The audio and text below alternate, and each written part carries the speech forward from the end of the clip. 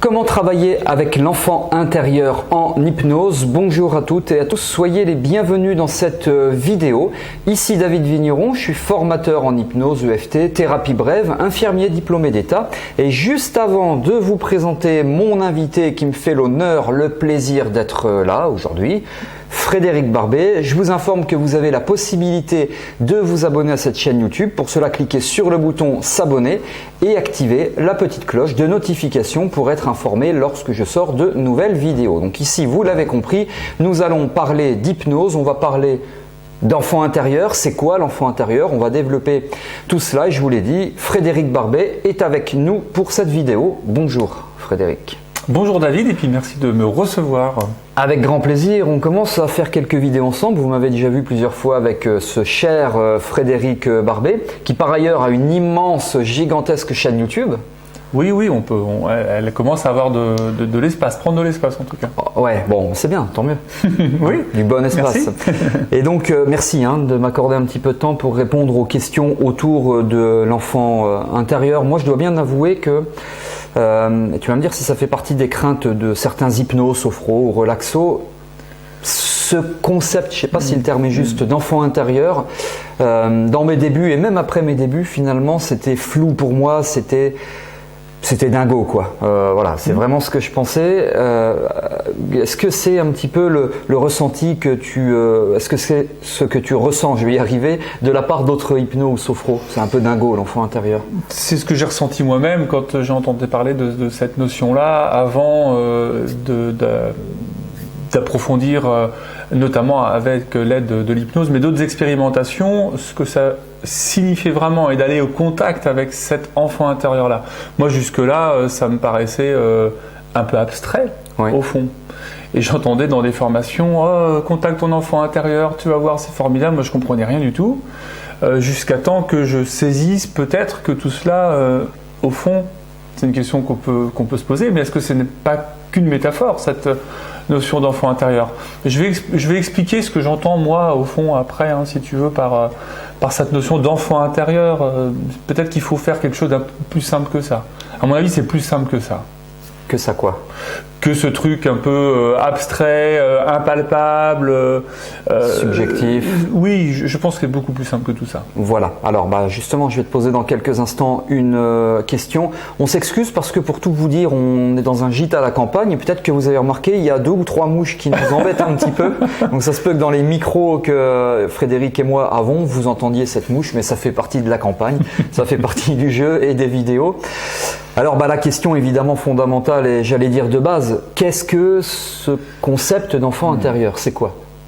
Alors moi je vais donner mon point de vue au fond parce qu'on peut voir à la fois sur YouTube ou lire un tas d'ouvrages et voir des définitions, des approches qui sont assez variées aussi. De mon point de vue, et on peut se poser aussi la question si c'est pas qu'une pure croyance aussi ce truc-là, oui. Parce que ça existe. Alors profondément l'enfant intérieur, moi dans mon corps, j'ai pas mon propre moi, tu vois, qui est à l'intérieur de moi. Alors souvent on dit on va aller contacter son enfant intérieur. Alors déjà par définition, par nature, c'est une métaphore. Moi je pense que si on peut regarder ça d'un point de vue psychique d'une certaine façon, c'est mon moi adulte tel que tu me vois là, enfin la plupart du temps je suis dans un moi adulte, ce qui n'est pas 100% de mon temps, 100%. Mais justement c'est intéressant, qui est là alors du coup quand je commence à dire des bêtises ou que je commence à me renfermer sur moi ou je pique une colère ou un truc comme ça, et de mon regard si tu veux, c'est mon moi adulte qui d'un seul coup se retrouve avec une partie de moi, et les hypnos connaissent bien ça, le travail des parties de soi, oui, tout le travail du dialogue intérieur, et je pense qu'en fait l'enfant intérieur c'est purement ça. C'est une part de moi qui a existé, c'est vrai, parce que j'ai été enfant un jour, toi aussi vraisemblablement, et donc cet enfant intérieur, oui, il a un vécu, il a son histoire, et puis il s'invite par moments dans l'âge adulte, et ça nous fait régresser dans des comportements, dans des mécanismes, y compris des mécanismes de défense d'ailleurs, comme le déni, la fuite, etc.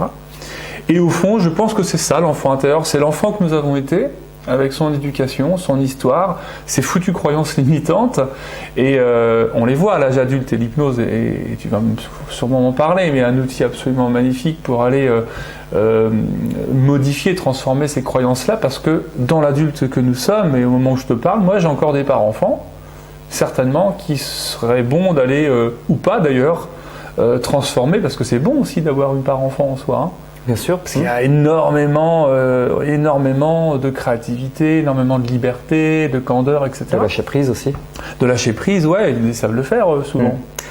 Alors, par rapport à des hypnothérapeutes, des sophrologues qui nous écouteraient, des relaxologues, pourquoi pas des psychothérapeutes, psychologues ou autres, finalement, et on va bien définir, caractériser un petit peu comment travailler avec cet enfant intérieur dans quelques instants, qu'est-ce qu'on peut faire pratiquement parlant? Sur quoi est-ce qu'on peut travailler quand on parle d'enfant intérieur?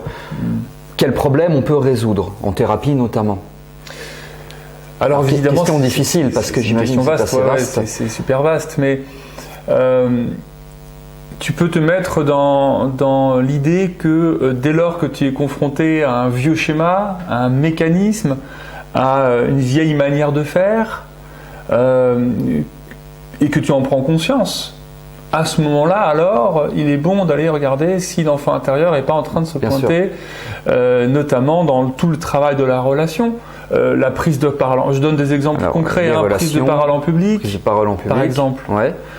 Si à l'intérieur d'un cadre dirigeant, j'en ai accompagné, il y a un petit garçon qui est absolument effrayé de monter sur une estrade pour prendre la parole devant 100 collaborateurs parce qu'un jour il s'est fait un peu humilier par un enseignant, et moi j'ai connu ça, si tu veux. J'ai eu des accompagnements de ce style aussi, absolument. Ou le sport, moi j'ai jamais réussi à faire du sport, ou je pense détester le sport, parce qu'un jour, et c'est une histoire vraie, je donne de l'intime, un enseignant, j'étais en 3e, ça va peut-être te faire sourire, mais moi ça me fait pas rire du tout, à mes 45 ans, il a écrit « sportif d'opérette », ce qui n'était pas complètement faux sur le principe aujourd'hui, sportif d'opérette, mais bien gentil tout de même.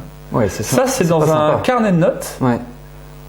J'étais en 3e, je ne sais plus j'en ai en 3e, on a une quinzaine d'années. J'en ai 45, cette phrase est gravée dans ma mémoire. Pourquoi? Parce que l'enfant intérieur, lui, il est blessé. C'est plutôt ado d'ailleurs, parce qu'on dit enfant, mais ado.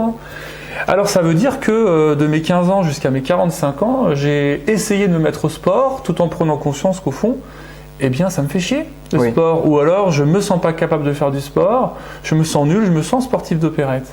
Tu vois? Je comprends. Alors cet exemple-là, on peut le démultiplier à outrance. Tout ce qui nous empêche de nous expanser dans notre vie, eh bien souvent il y a quand même de l'enfant intérieur qui est là. Ouais. Alors j'ai comme ça une question qui me vient en tête par rapport à une problématique assez répandue. J'ai plus les chiffres en tête, mais j'ai lu ça il y a 1 ou 2 ans, des chiffres, la phobie des clowns.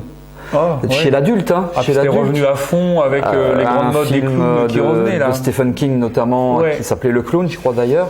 Enfin, c'est ce que j'avais lu sur l'article en question. La phobie des clowns, donc les phobies en général. Est-ce que le travail sur l'enfant intérieur permet de résoudre certaines problématiques liées aux phobies? De toute façon, les phobies, on est sur une thématique qui est en relation avec une angoisse profonde. S'il y a une phobie, c'est parce qu'il y a une angoisse qui a été refoulée à l'inconscient. Elle ressurgit à travers un objet, le clown, on appelle ça des objets phobogènes, mais ça pourrait être plein d'autres choses. Et donc si la psyché n'arrive plus à contenir son angoisse, c'est qu'il est temps de la traiter. Et de toute façon, j'aime pas les généralités, mais quasi toutes les phobies remontent à nos histoires d'enfants.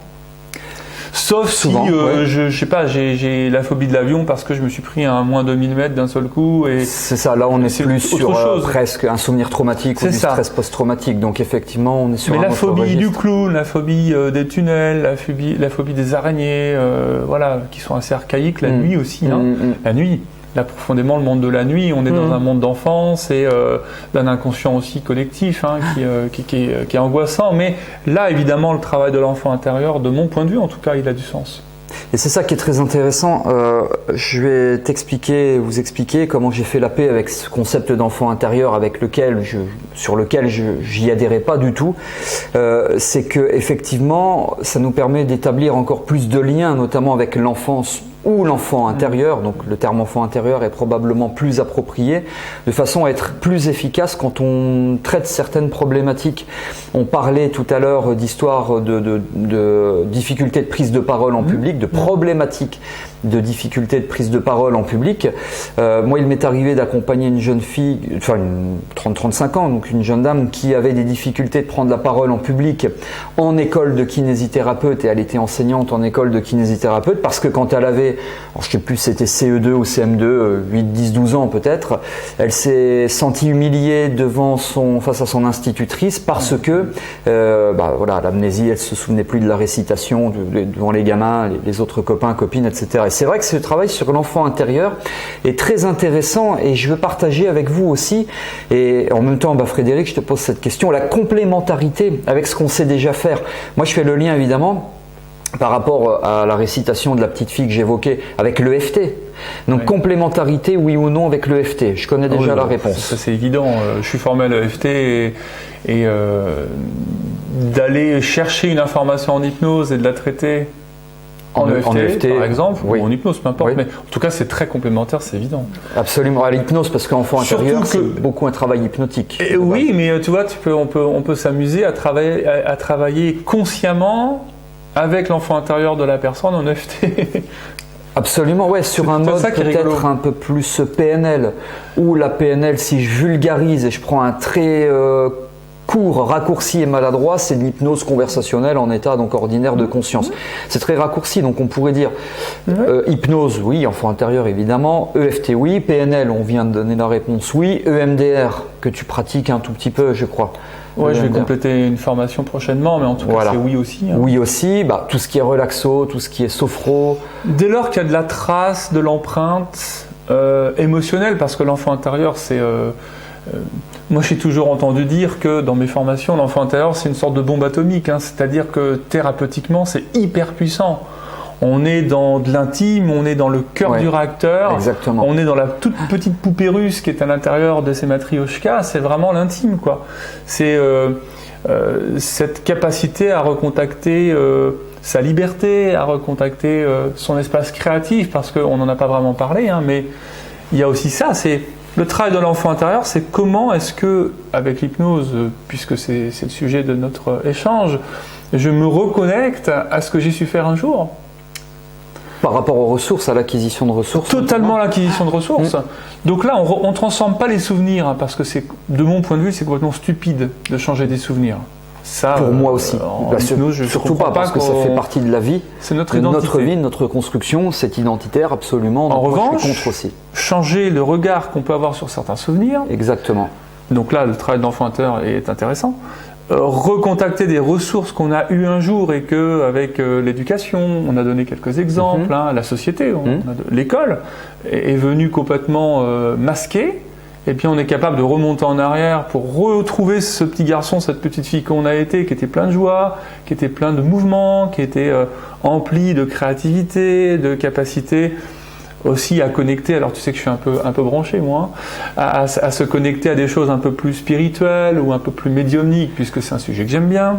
Moi, je suis en paix avec ça parce que la spiritualité fait partie de la vie de l'être humain. Il se construit aussi sur de la spiritualité et on le sait très bien en médecine, la spiritualité également aide à guérir. Je parle de guérison puisque je fais le lien évidemment avec des maladies. Donc je suis tout à fait au clair avec ça, c'est ok pour moi. Et puis je termine juste mon propos, mais on peut aussi travailler sur le soi adulte. C'est le moi adulte qui va rencontrer mon moi enfant pour le sécuriser, pour lui dire que non, il sait faire du sport, il a su faire aussi, tu vois, c'est pas qu'un sportif d'opérette. On peut faire tout ce travail-là, d'aller reconsolider ce qui a pu aussi être fragile du temps de l'enfance, parce que nous, on est adultes aujourd'hui. Absolument. On a appris plein de choses, on a fait des expériences, et le moi adulte aujourd'hui peut aller retrouver ce petit garçon, cette petite fille, ce qui est hyper intéressant, c'est très touchant, hein. Par contre, c'est pour ça que c'est de la bombe atomique, hein. Émotionnellement, c'est hyper touchant ce travail-là. Comme l'EFT, comme le MDR, comme l'hypnose, comme plein de choses. C'est ça déclenche de l'émotion. On est dans la lignée, quoi. De toute façon. Et puis, il y a aussi tout un travail de réparation du passé, et non pas à transformer les souvenirs, mais imagine que ton petit garçon, ta petite fille intérieure, donc du coup, tu vois, c'est métaphoriquement ce que nous avons été, un jour, aille rencontrer le petit garçon ou la petite fille de ses propres parents. Bien sûr. Lorsque notamment, dans son histoire, ça n'a pas toujours été très simple. C'est fort ça, c'est puissant. Et puissant. d'ailleurs, tu as déjà commencé à répondre à la question comment travailler avec l'enfant intérieur en hypnose, on va y revenir dans quelques instants. Une petite confession, mais j'en ai parlé dans d'autres vidéos et récemment dans un live, un Facebook live. Moi, ce qui m'a permis de faire la paix avec ce qui était pour moi juste du concept, pardon pour le terme que j'emploie, mais merdique, sur l'enfant intérieur. C'est vraiment ce que New Age. Exactement, c'est ce que je pensais. Encore que je pense pas que tout ce qui est New Age soit forcément mauvais, mais l'enfant intérieur, pour moi, je n'avais absolument aucune considération, ça servait à rien du tout.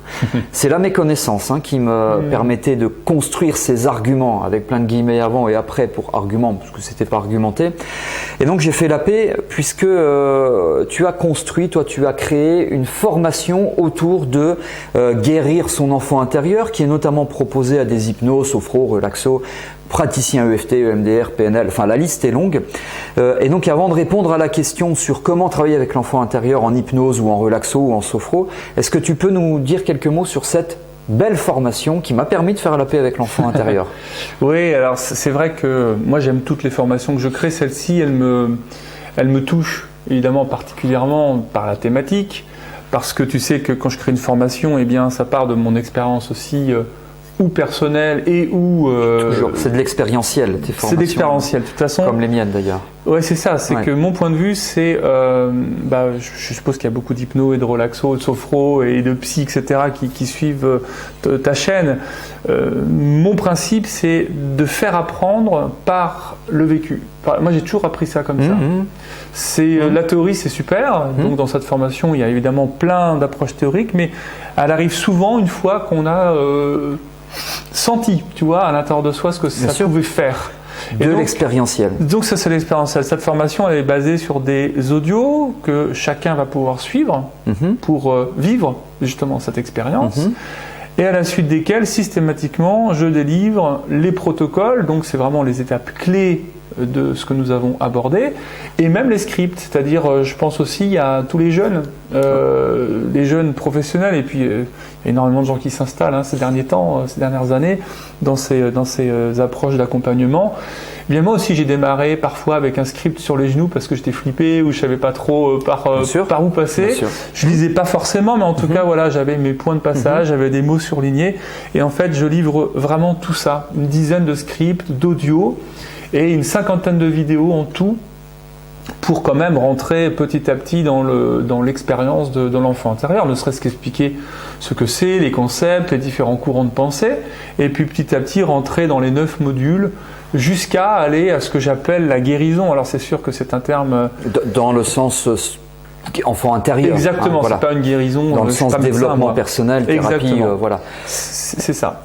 On remarquera, vous remarquerez une facultés de concentration quand même par rapport à cette mouche qui nous embête bien depuis une quinzaine de minutes, parce que vous le voyez peut-être pas, vous l'entendez peut-être pas, mais elle est en permanence autour de nous, cette mouche. Il y a peut-être un truc avec l'enfant intérieur à travailler sur ça aussi, remarque.